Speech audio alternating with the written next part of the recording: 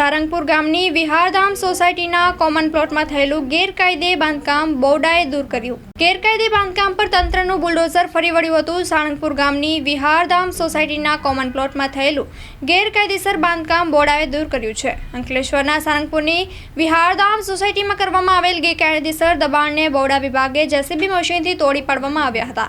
આ સમયે મકાન માલિક અને બોર્ડા વિભાગ વચ્ચે બોલાચાલીના દ્રશ્યો સર્જાયા હતા। બોર્ડા વિભાગે બંને તરફી સુનાવણી સાંભળી હતી। અંકલેશ્વર તાલુકાના સારંગપુર ગામ ખાતે આવેલા વિહારધામ સોસાયટીમાં પ્લોટ નંબર 19.20 અને 21 પર ગામ રાજકીય આગેવાન કમલેશ અભયસિંહ પટેલ દ્વારા બાંધકામ કરવામાં આવ્યું હતું, જે અંગે ગામના જાગૃત નાગરિક અક્ષય પટેલે બોર્ડામાં અરજી કરવામાં આવી હતી।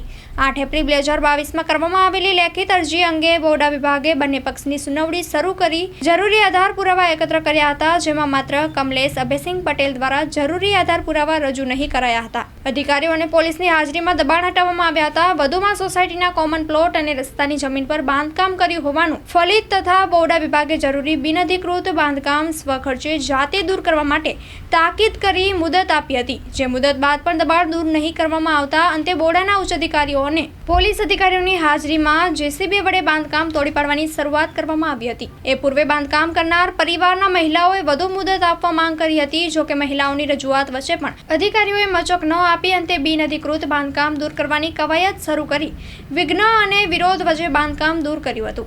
અભયસિંહ પટેલ છે, હું ગામ સારંગપુરનો રહેવાસી છું। વિહારધામ સોસાયટી, મારો પ્લોટ નંબર 19, 20, 21, 19 પૈકી 1 નો આજે બાંધકામ બોર્ડા દ્વારા બાંધકામ દૂર કરવામાં આવેલ છે।